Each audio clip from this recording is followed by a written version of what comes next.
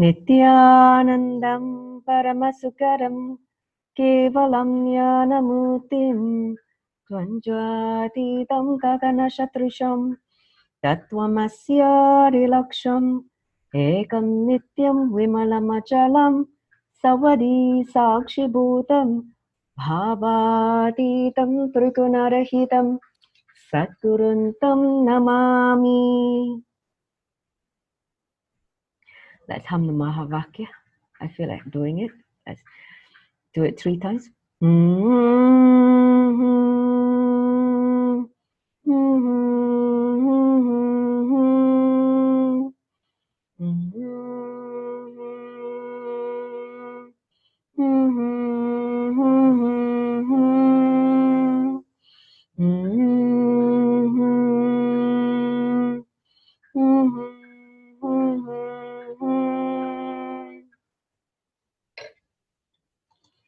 Nithyanandam, welcome to today's session, the first Friday of the month.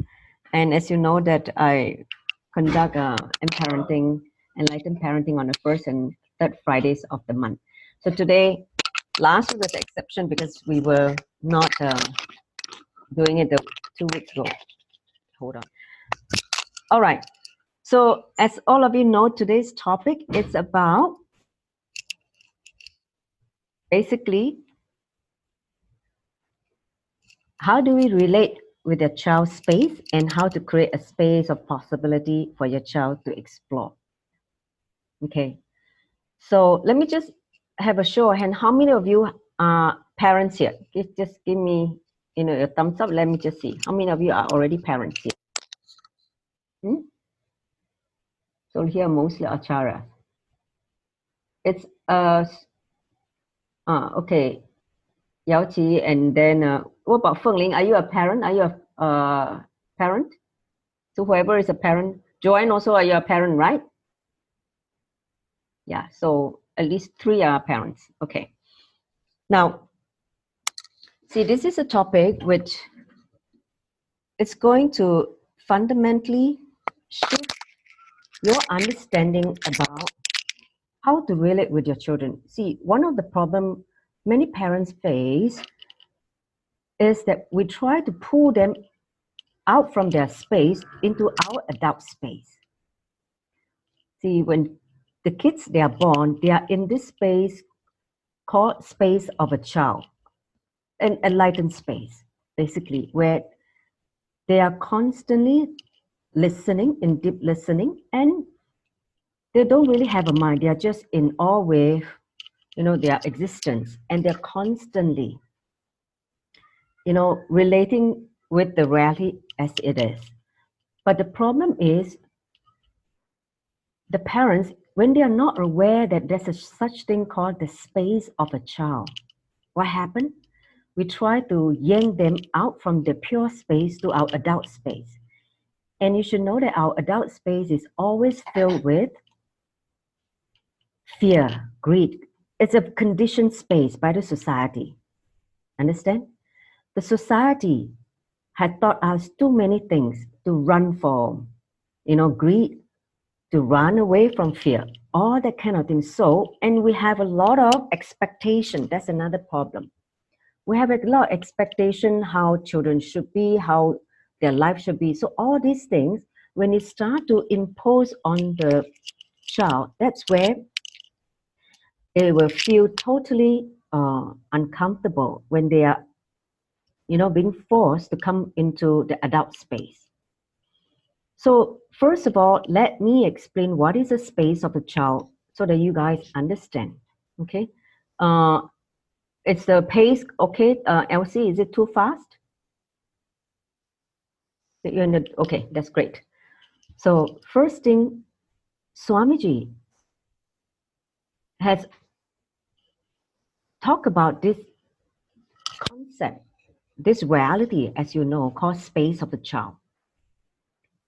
This space See, when a child is born, they're born in their pure awareness.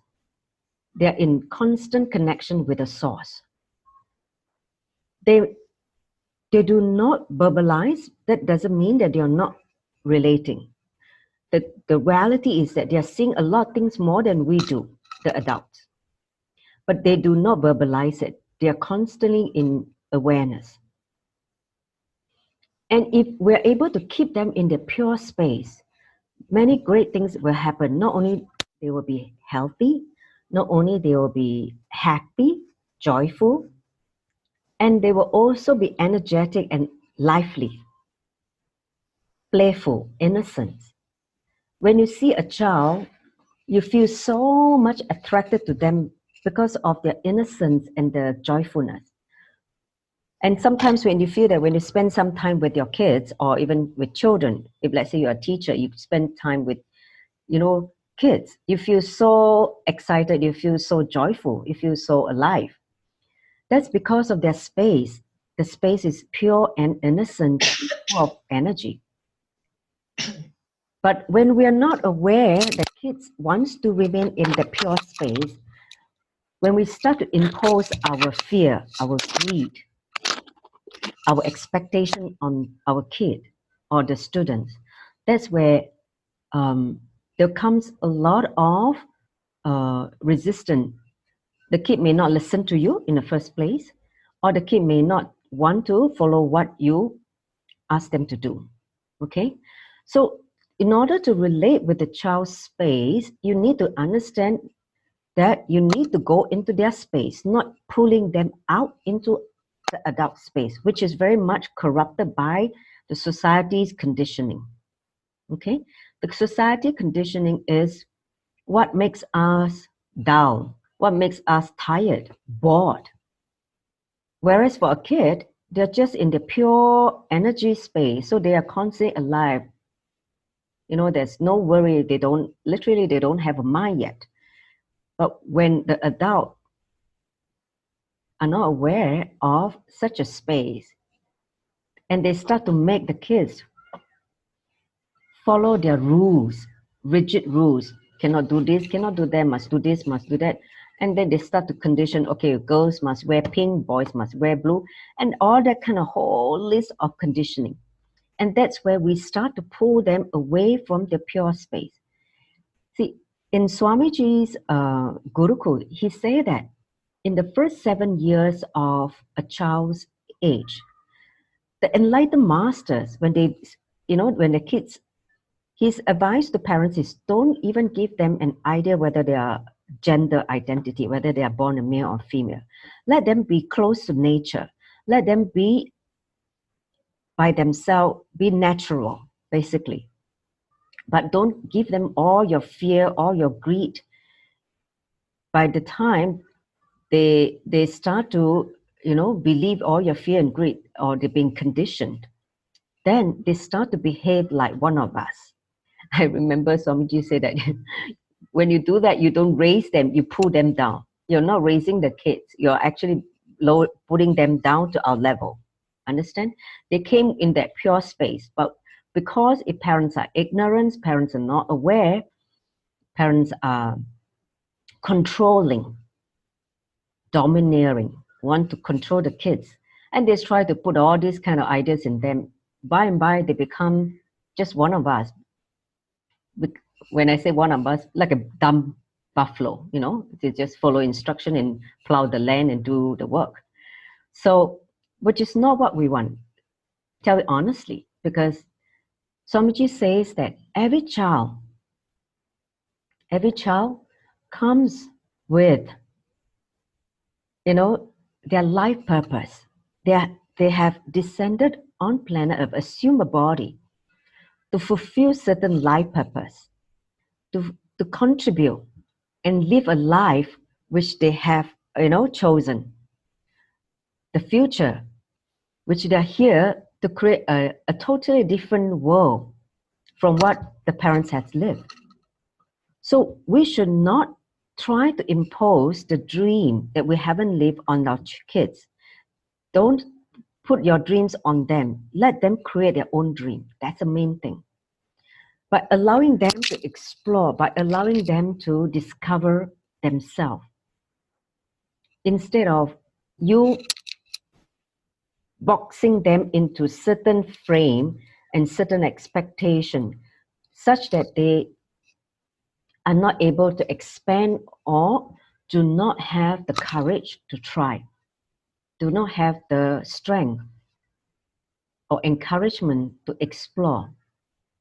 Understand? So many of us, if we look back in our childhood days,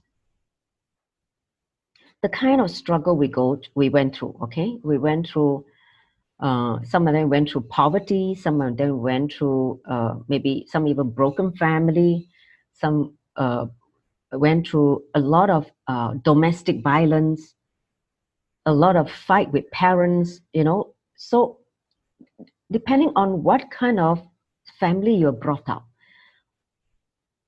somehow or another you will be forming certain ideas about life and yourself.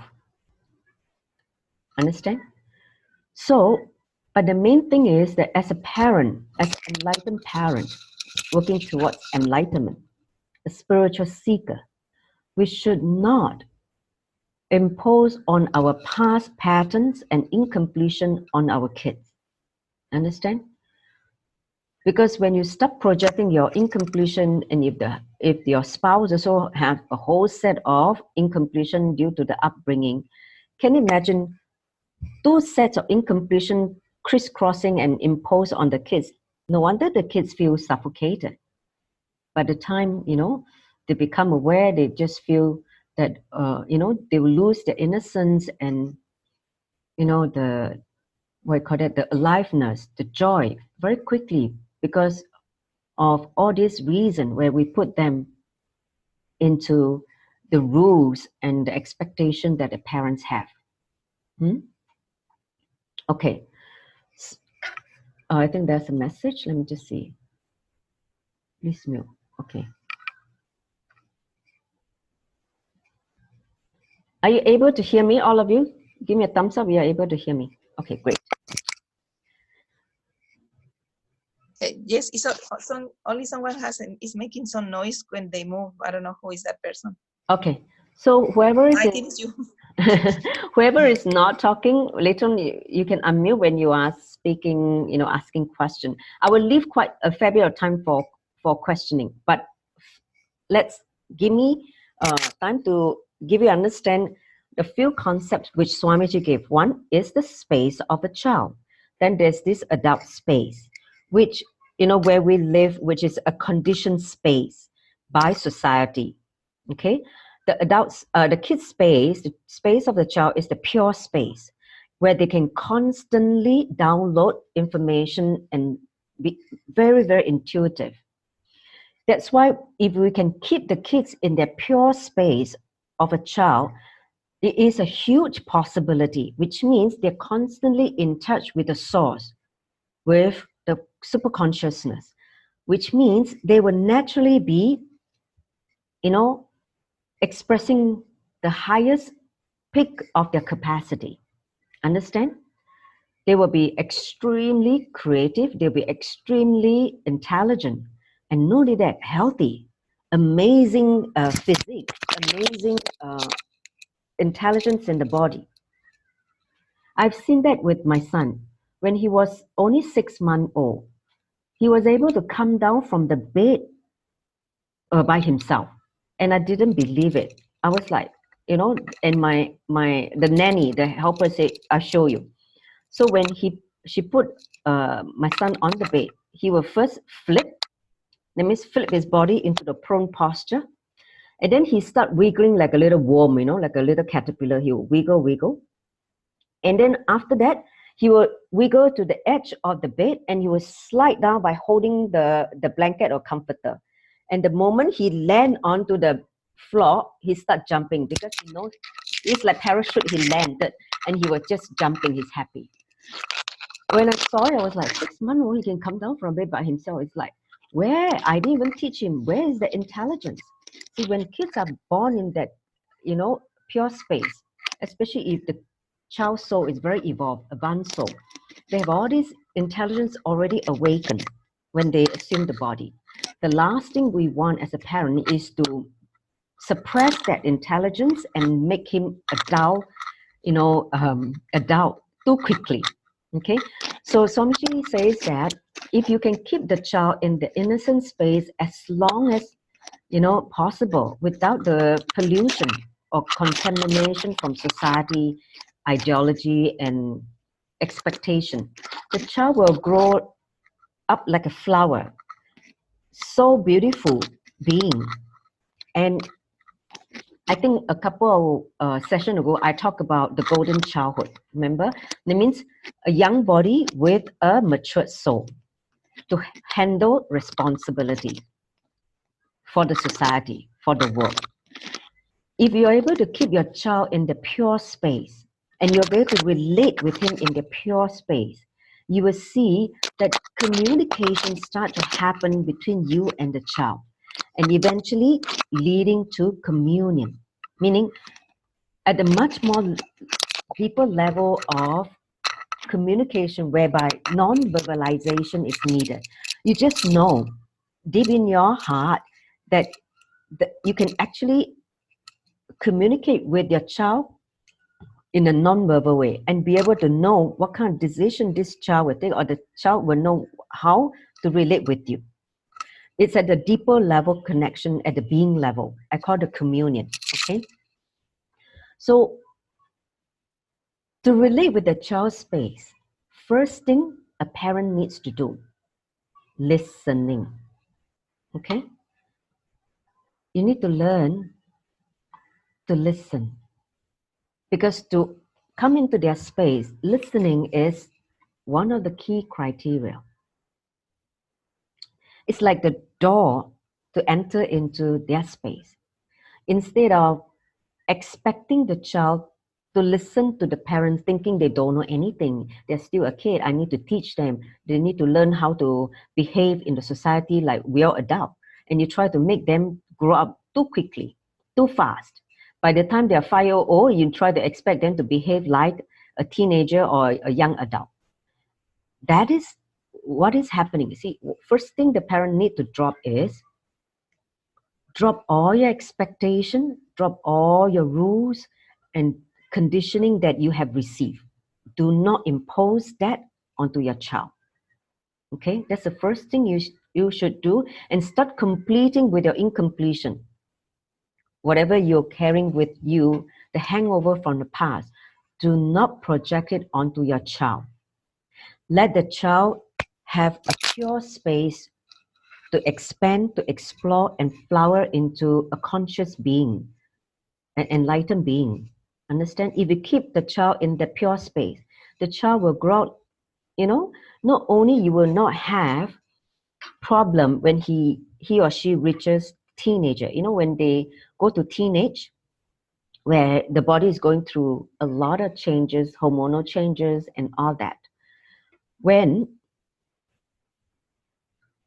the child is able to remain in the space of the child right up through teenage, you will see that they will not have all this hormonal teenage angst that you see in the normal kid. They will not have this mood swing, this anger, this tantrum throwing teenager. They will not have all this emotional roller coaster. They will be very stable and very, very a joy to live with. Literally, I can tell you from my own very experience, I feel that I'm living with a God. Okay, when you keep your child in that pure space, they literally are just, the feeling I get is I'm living with a God, a divine being in my life. Okay, so that's one of the few things for parents. If you want to know how to relate with a space child, first understand what is the space of the child, what is the corrupted space of adult, and have the intelligence not to pull them to your space. Instead, you go into their space. the space of a child, the more you enter into their space, the more you become alive, the more you feel joyful. Because in that pure, innocent space, and spontaneity happens, creativity happens, all the best divine qualities are in that space. Understand? So the more and more you are able to be established in that pure space of the child, the more you will see your life become simpler, joyful, filled with love, compassion. Okay? So it's very important, not only just for parents, for teachers, to always come back to the space of a child. Understand? Because only when you are in that space of a child, you can even relate with a kid. Don't think that when the child is in a teenager, they will have forgotten the space of the child. No. If you're able to bring them back to that awareness, it is still possible for them to come back to the space of a child. Okay? See, I want to talk about my son. Kai is 16 years old. But his space is like a 5-6-year-old child. Understand? So you may ask me, how did I keep him in the pure space? Okay? How did I do that? I just make a decision, conscious decision, that I want to. When he was young, I was very, in fact, when I first met Swamiji, when he came to Singapore for a discourse, he was invited by a corporate company, and he came to give an evening talk. And before the talk, we were invited to have a one-on-one session with him. That means a small group of devotees gather in the hotel, and he basically answered our questions. So in that session, I asked my very first question to him. I told him that I'm a mother of a 3-year-old son, and I'm very, very aware of the negative influences from society. How can I protect him as a mother? So that was my question to him. And Swamiji at that time, he told me very honestly, he said, I don't have the solution for you now, but I will have it in the future. So little did I know that the solution is Gurukul, of course. And then he made me, become part of the solution by working in the Gurukul team. So that's the way how he, when you ask, and he will say, okay, come, you join, be part of the team. So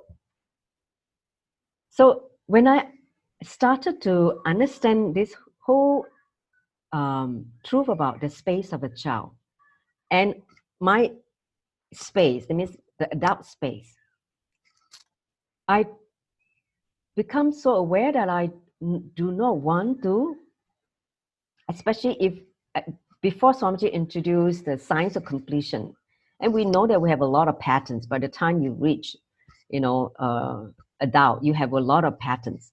So I was fully aware of some of my patterns, and I was not able to handle it. I don't know how to get rid of the patterns. Then, of course, when the science of completion was introduced, I started to complete with all my patterns and all my past hangovers.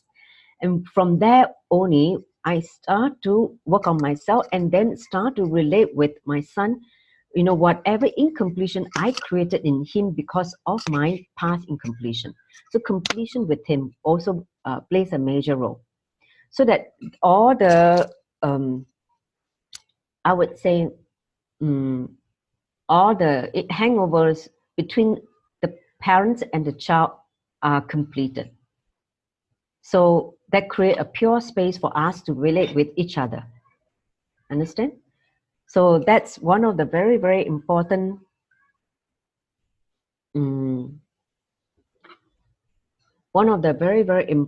shift I made within myself, and also help my son to be able to relate with me. See, when you become complete, when you are more and more established in the complete space, the more and more you're able to relate with the child as he is or as she is. You will not try to have all your ideas or hangovers, imposed or projected on the kid.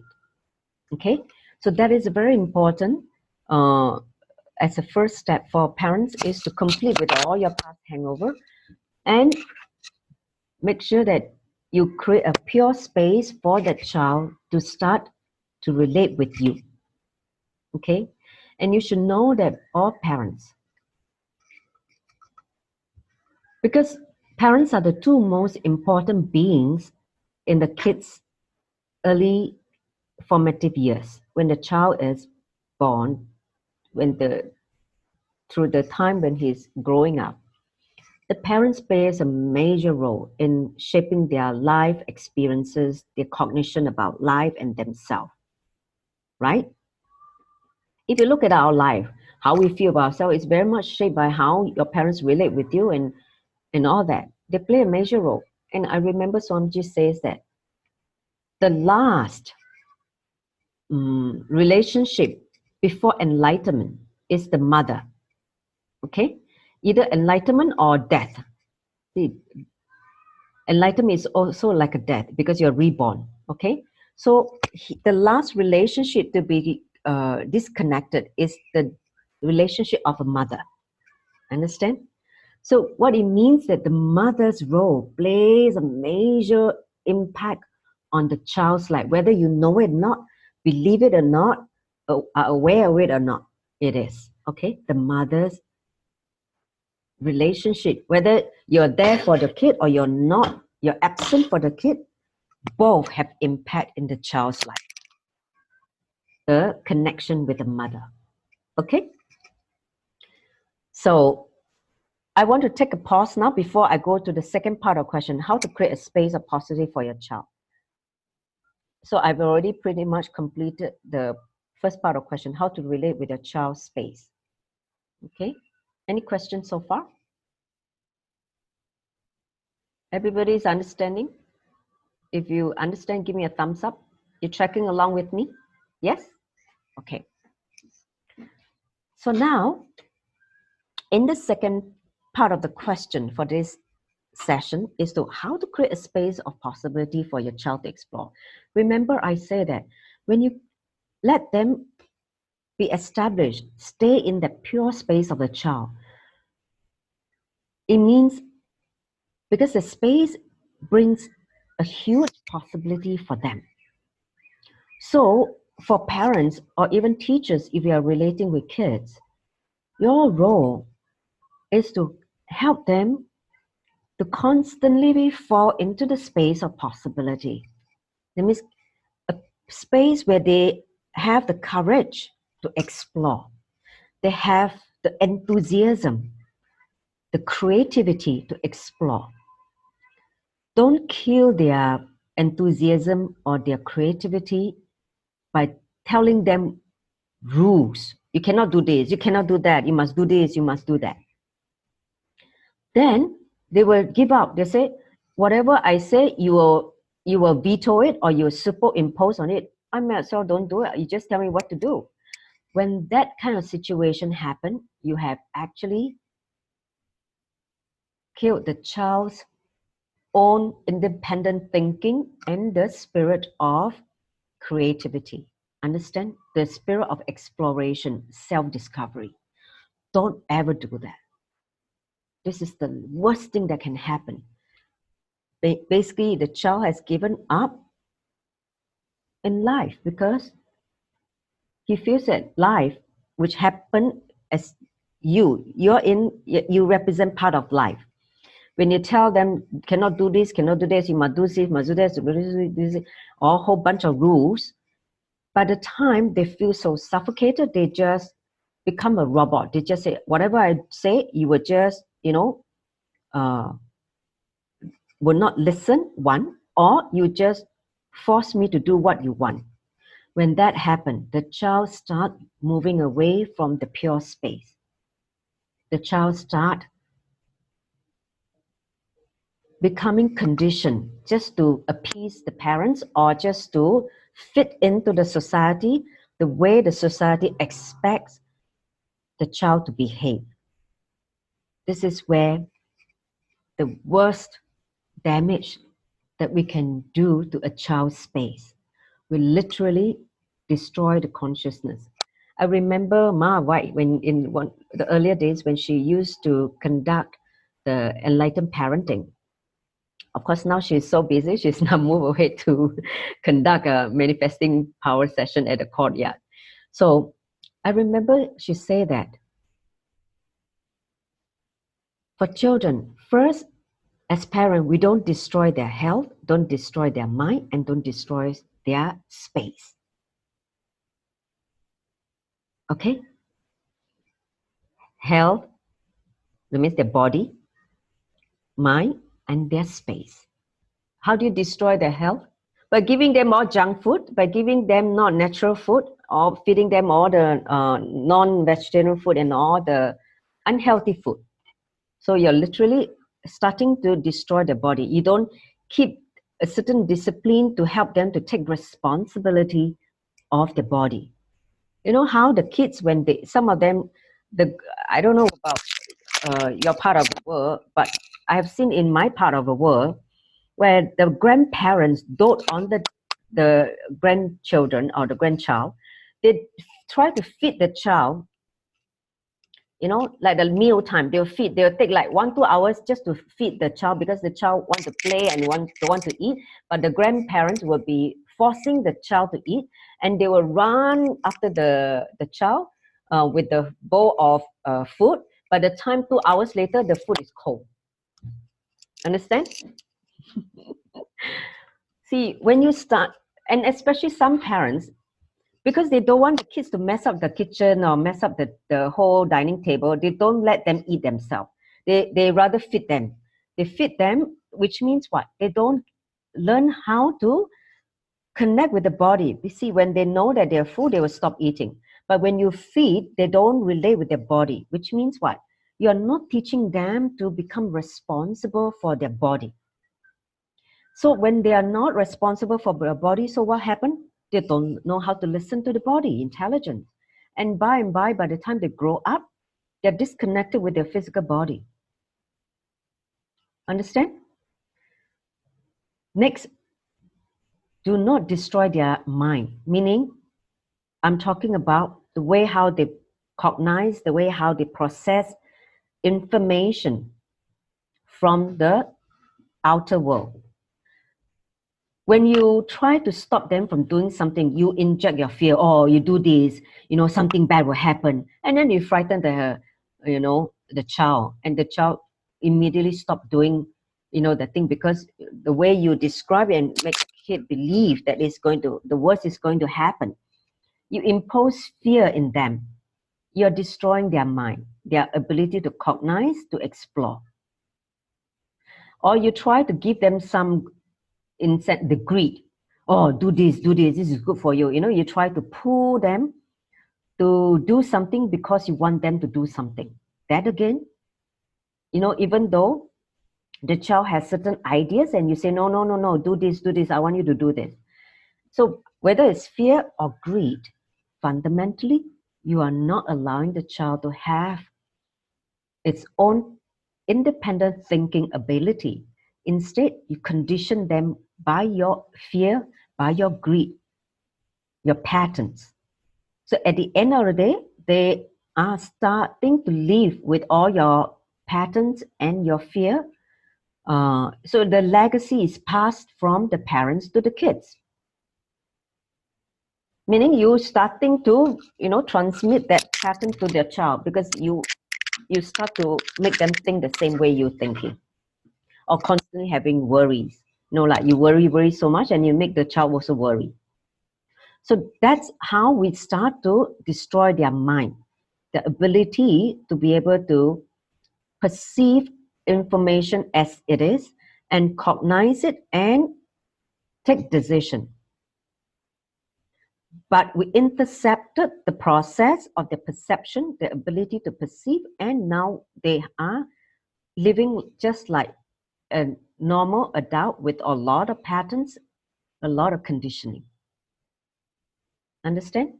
So that's how we slowly start to destroy their space or possibility with, see, when the child is left alone, when the child is able to given the encouragement, confidence, security to explore, they will naturally be adventurous. They will be naturally want to explore. That's why the parent's role, especially the mother's role in the first 9 years of the child's age, plays a major role. Because in the first 9 years, the mother gives a child the confidence and the security to explore life. But if the mother is not aware and start to create a lot of fear, a lot of incompletion in the child, or the mother was not able to take care of the child, a lot of abuse, a lot of scolding, violence, domestic violence. By the time the child the inner child will be a frightened child. The child will be so frightened and be so lack of confidence, so scared to explore. So that's not what we want. So if you're aware, do not impose all your fear and greed. And most of all, allow the child to explore. You just hold the space of possibility for the child to explore. And you just be there to witness and to guide them if you need to. If they are veering off something dangerous, your role as a parent is to protect them from danger, okay, so that they don't risk their life. And your role is also to hold a space of possibility. Let's say when the child feel that it's too difficult, want to give up, you hold the space of possibility. See, that's what I do in the Gurukul classes. See, well, say for instance in yoga or in power manifestation, many kids will have this kind of ideas of impossibility given by society or the parents. Oh, I can't do this, I don't want to try. They will have a lot of fear or resistance. This is where I don't let them go. I will catch them and encourage them. I hold a space of possibility so that they start to manifest,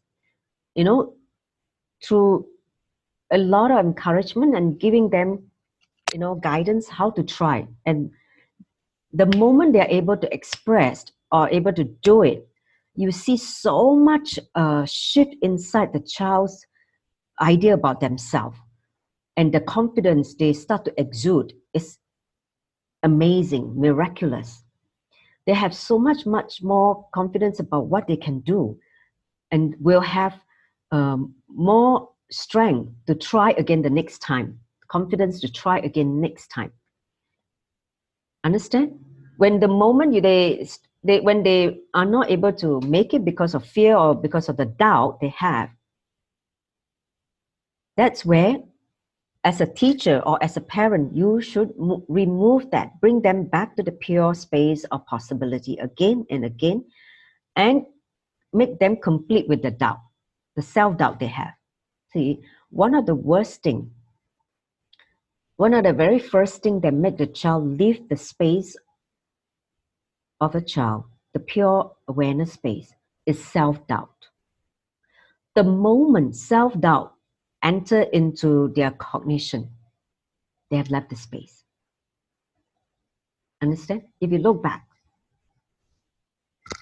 your root pattern is always related to, am I not loved?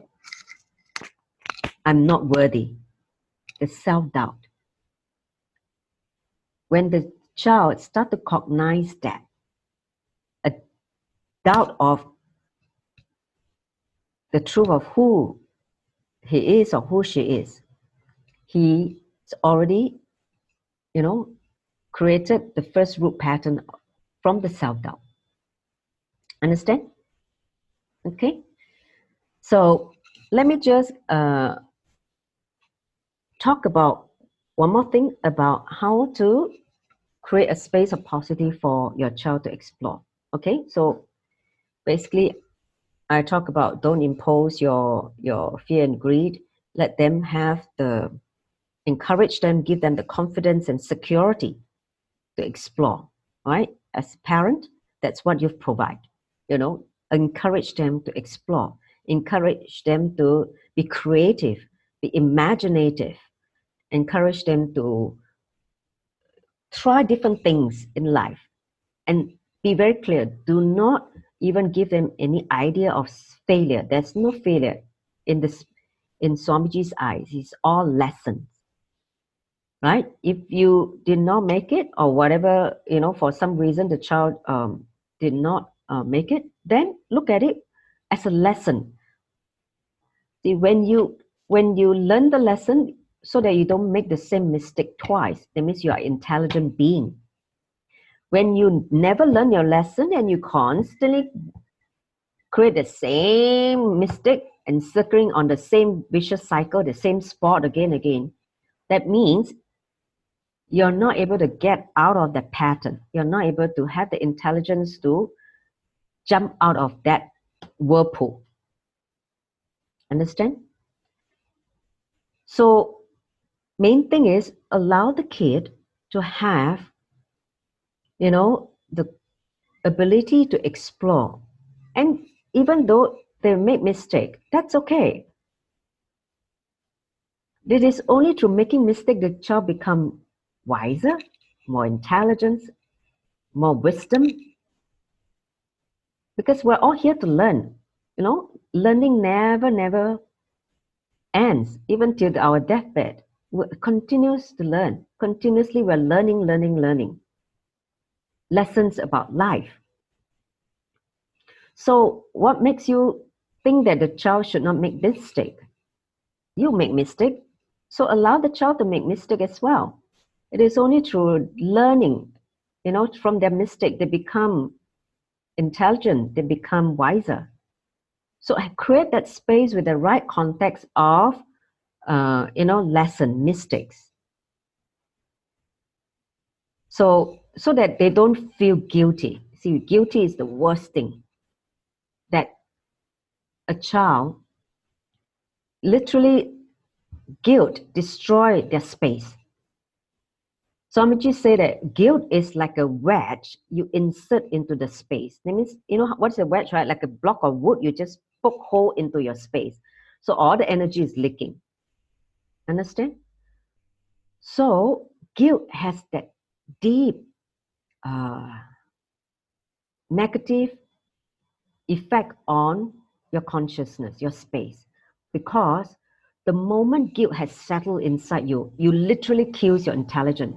Guilt is a sure killer of intelligence.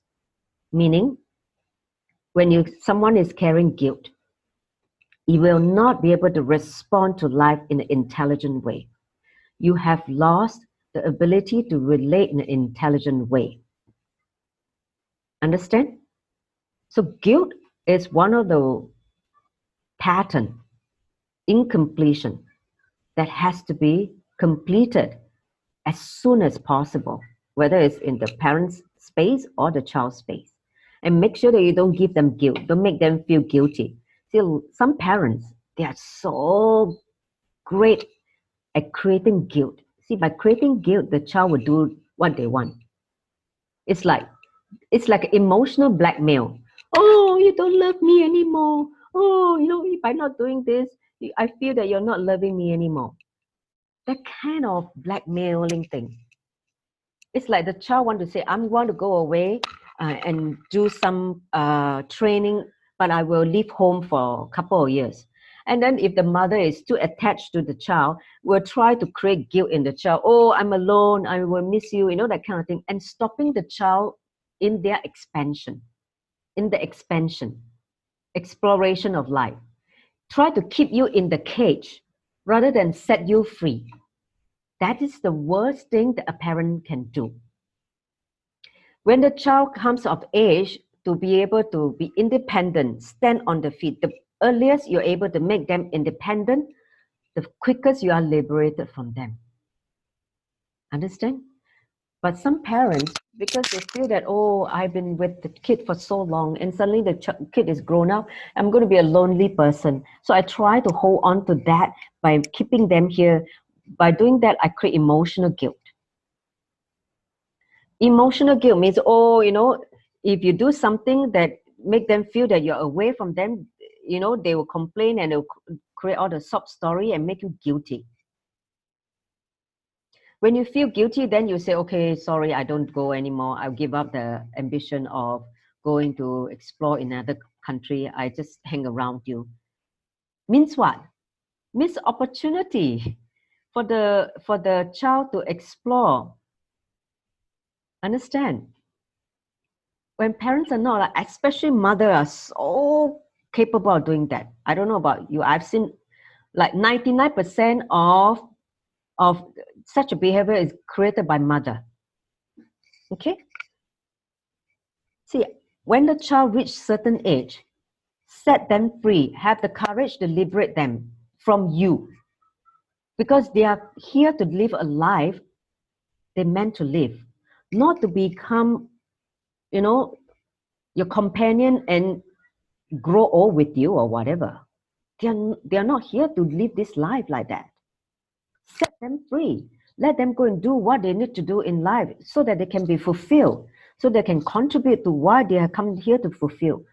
Not because of you. That is the time you need to let go. Have the courage to let them go. Actually, I told my son, I told him, the day you become independent, I'm liberated from you. Then I can do my things I want, you know, in Swamiji Sangha.